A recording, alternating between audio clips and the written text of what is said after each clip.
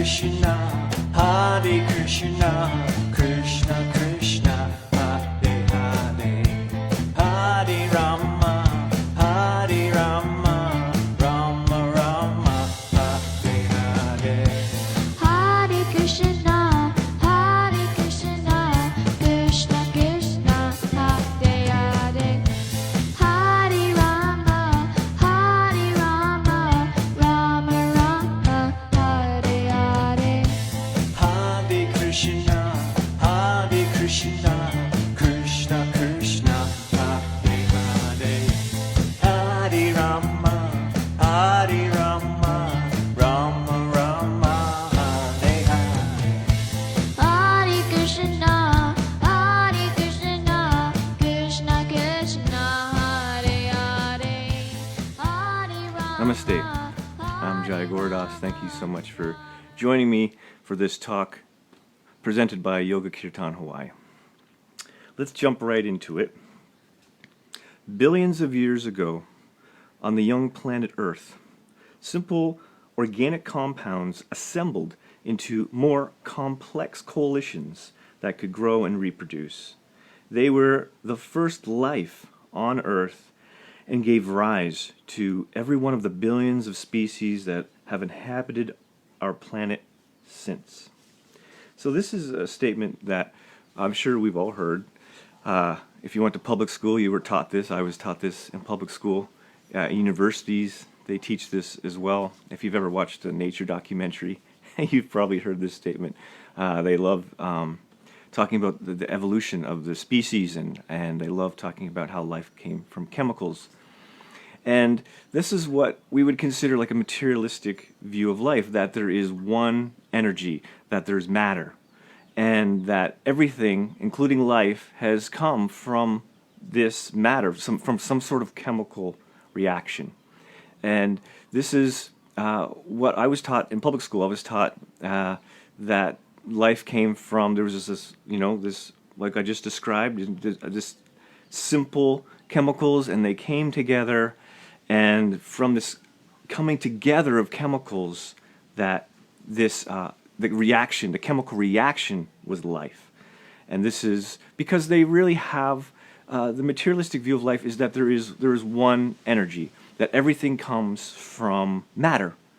Chemicals are really all that there is.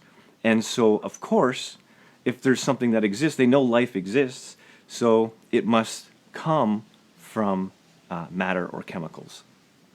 But today we want to talk about two things.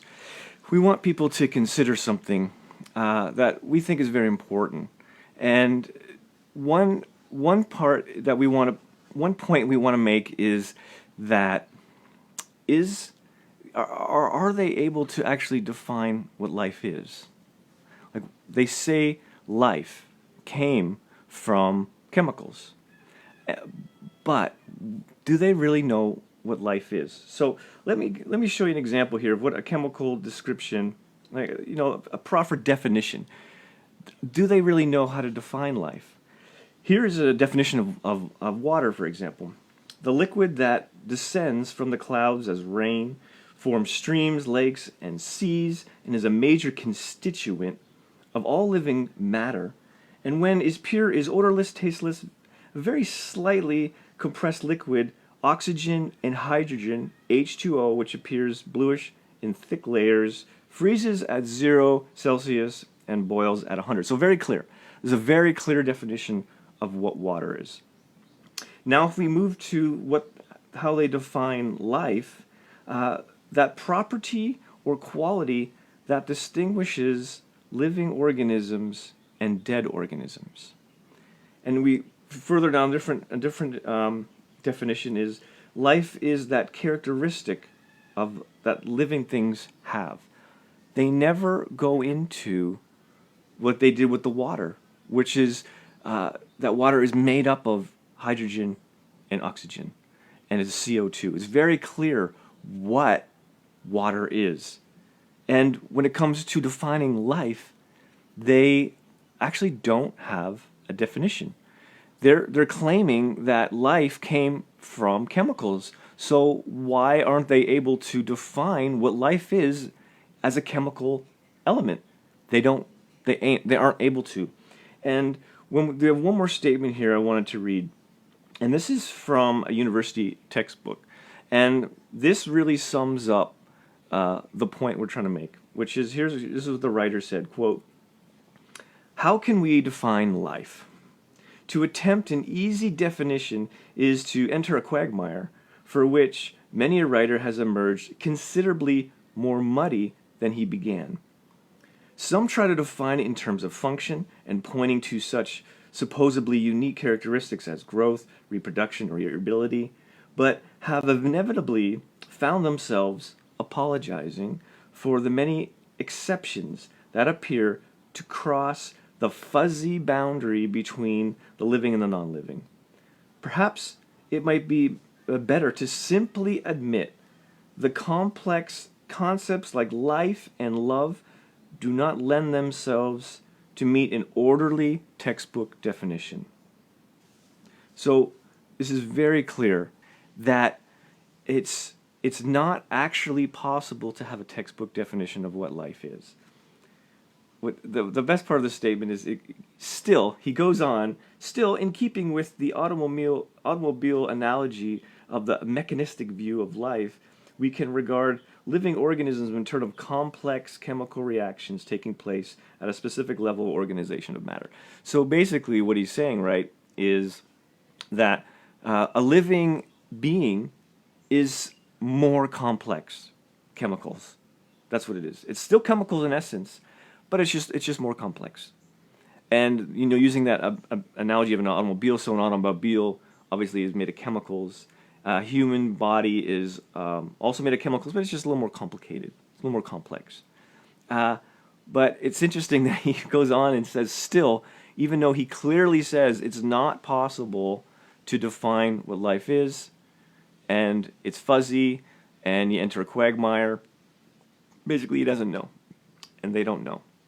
So our point is that if you don't know what life is, then the statement that billions of years ago the simple organic compounds assembled somehow to create life is meaningless, useless, and a lie because you don't know what life is.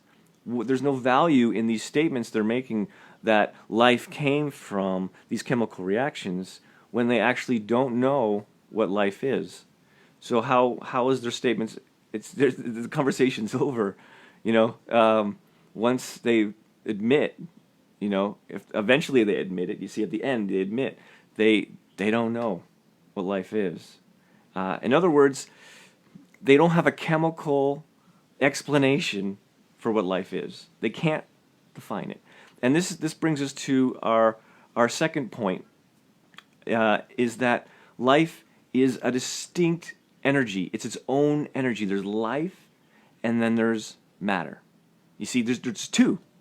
It doesn't have to be one. They're trying to stay in this lane, and they're trying to pigeonhole themselves. For some reason or other, they want to somehow have a chemical explanation, but they can't. They don't have it. Yet they know that life exists. You see, that's a very important point. They know that life exists. They see it. They know it's there. It's a characteristic of living entities that they've defined it in that very vague way that basically life is a property of life. They know it's there. They just don't know what it is, and they haven't been able to find it. Like they say constantly, we hope in the future.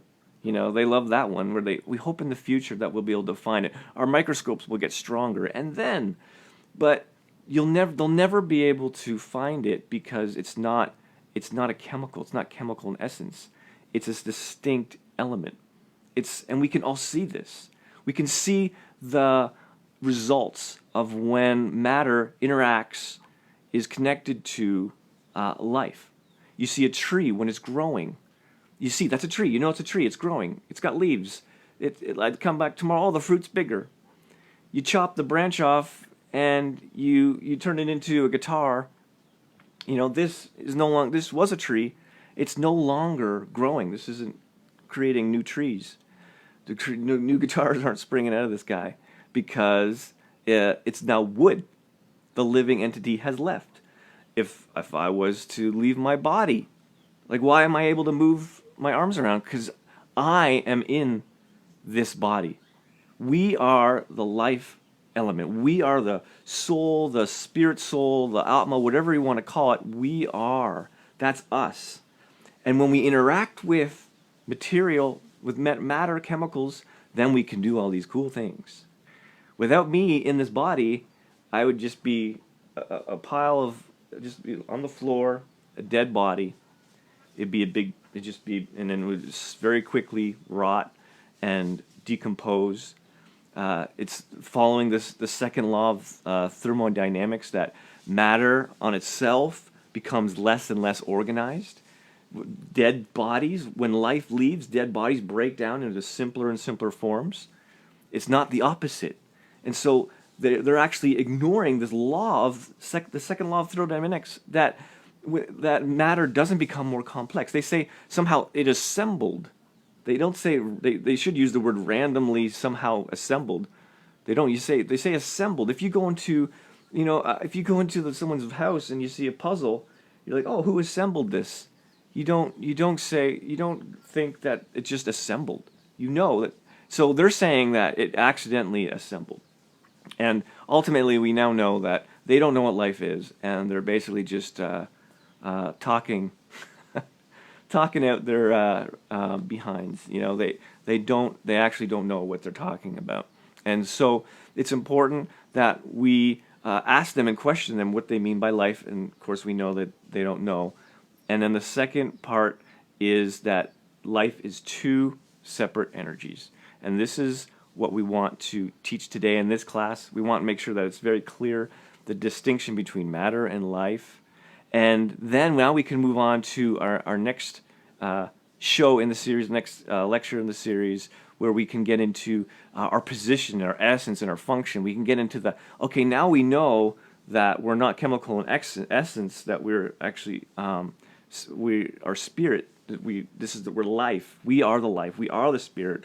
It's not that I have a soul.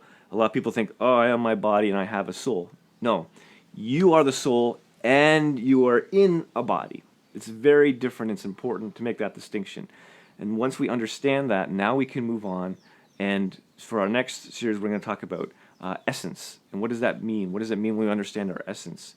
And we can then talk about our position and function, and we can get into the next steps once we understand this very foundational, important point that's been needed to make, because we've all been inundated with these statements over and over again that life came from chemicals, life came from chemicals.